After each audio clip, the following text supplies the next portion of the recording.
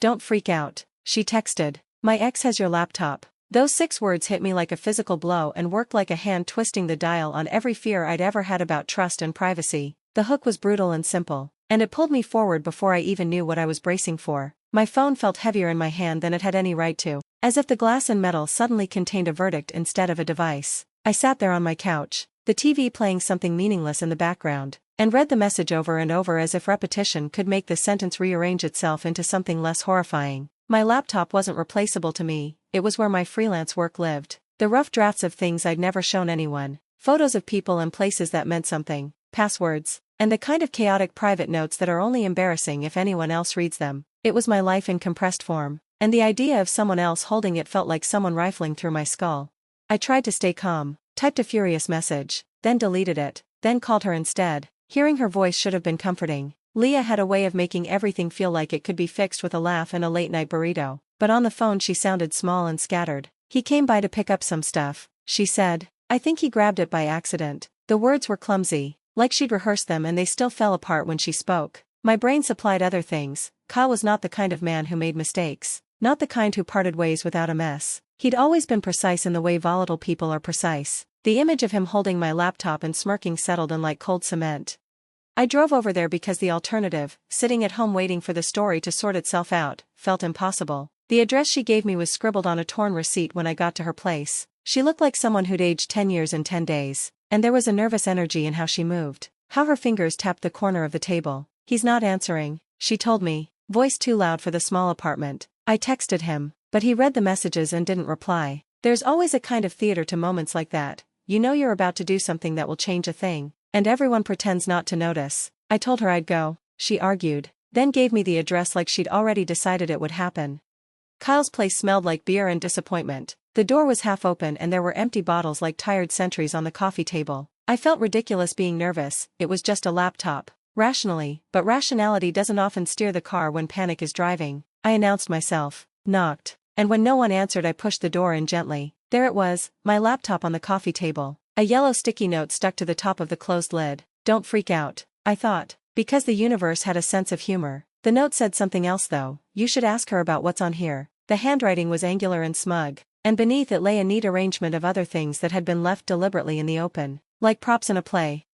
I grabbed the laptop like a man grabbing a life preserver and flipped it open, intending to check for damage and be done with it. Instead the desktop glared at me with a folder named Truth sitting dead center like a carved heart. There was no poetry to what followed, just the mechanical sound of my breathing and the click of the trackpad as I opened file after file. Screenshots of texts, voice note snippets, photos of Leah and Kyle in places that were unmistakably recent. The timestamps threaded through like evidence, and the more I looked the less I wanted to look. I felt simultaneously furious and sick, like someone had leaned over and whispered all the worst possibilities into my ear and then asked me to keep breathing.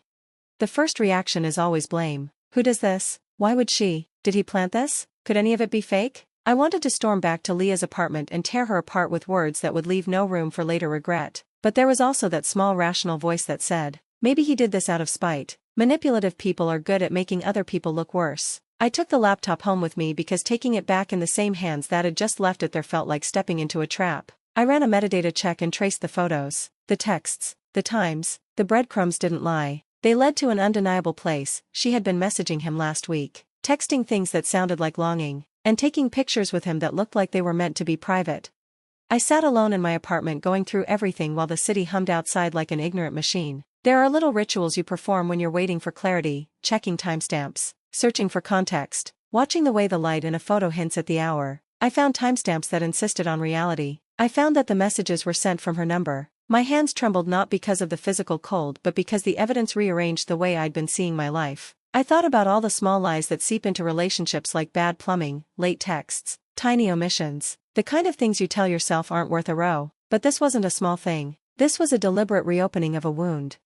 When I confronted her, not in the rage I'd imagined but with a quiet I couldn't quite control, she cried and said it was complicated. She used words like closure and panic and fear, and they felt like thin veils over the truth. She said he had been blackmailing her, that he'd threatened to show me fabricated things to ruin us if she didn't meet him and act like they'd had more than they did. She said she'd panicked and said things back because fear had a way of turning your voice into the voice of someone else. I wanted to believe her because I wanted to salvage the story we'd been writing together. I wanted to believe that people can be frightened into dishonesty and then repent. but belief was suddenly expensive, and I was unwilling to pay without collateral.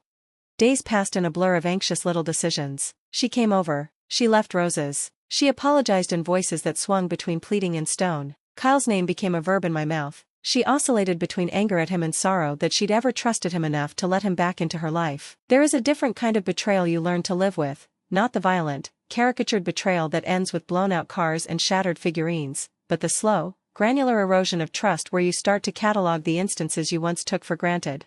I started noticing the way her phone vibrated and felt a rush of something like cold where warmth once lived. I started making lists of things she'd said that didn't add up. Then came an email from an unknown account with an attached video that I almost didn't open. The subject line read like a dare: "You deserve to know."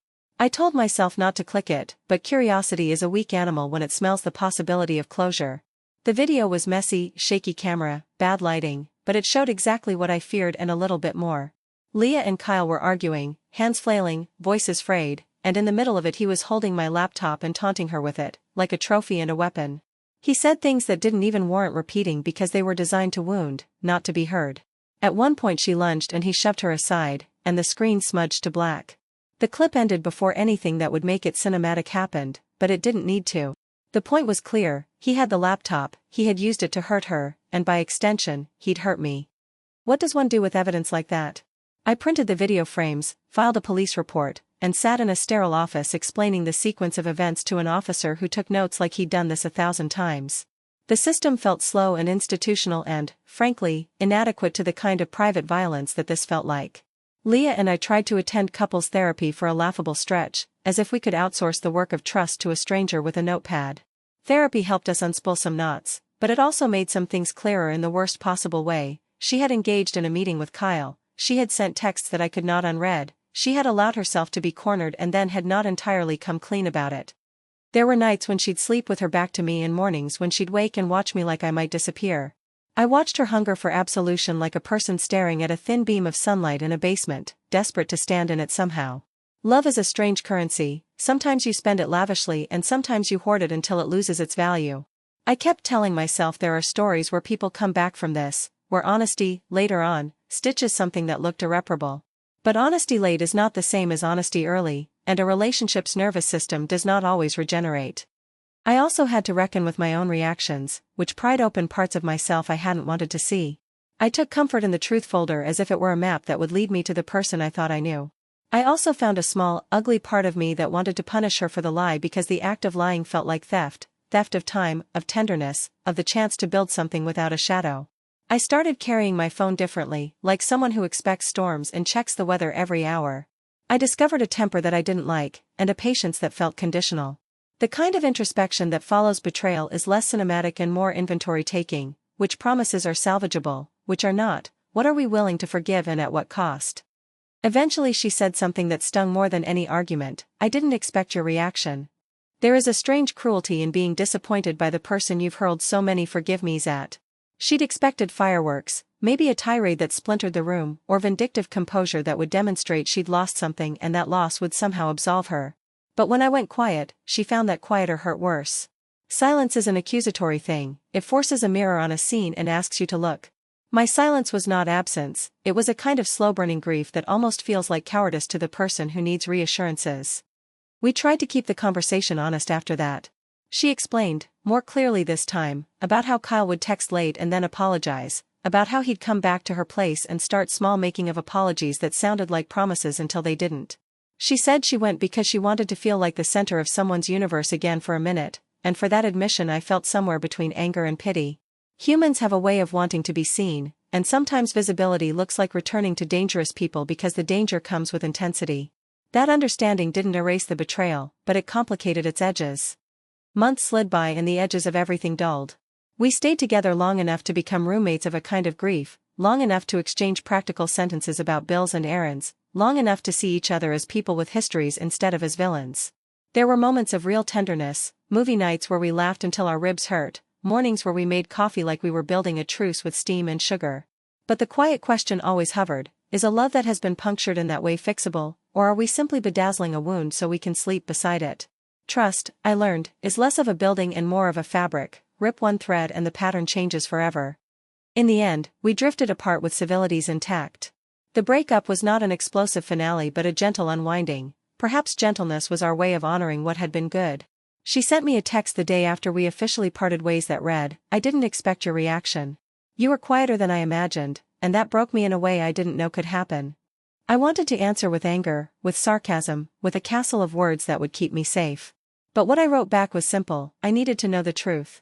It felt like the last rational sentence to say to someone who'd been both anchor and storm. Now, when I look at the laptop sitting on my shelf, I don't see it as a thing of pain alone. I see it as a relic of the time my life was rearranged by a text message and the consequences that followed. I keep the truth folder like a scar you keep looking at, sometimes to remind yourself you survived, sometimes to inspect the lines to see if they've healed properly. People ask whether I blame Leah entirely, and the truth is complicated. I blame Kyle for wielding cruelty like evidence. I blame Leah for not telling the whole truth when she could've. And I blame myself for the small ways I chose to stay after the first fracture. The story isn't a clean morality play with heroes and villains. It's a messy human narrative where love and failure coexist. If there's a lesson here that's worth saying out loud, it's that privacy can be violated in 100 petty ways, and the fallout is rarely cinematic. It's late-night conversations that never quite bridge the silence. It's the slow erosion of trust, and it's the way small lies accumulate until the structure collapses. It's also about the quiet ways people try to make amends and how sometimes those amends are too late. We are all complicated in the ways we hurt and in the ways we try to fix what we break. And as for that text, don't freak out, it was the most honest and dishonest thing I received in a long time. Honest because it warned me something was off. Dishonest because no warning could have prepared me for what followed.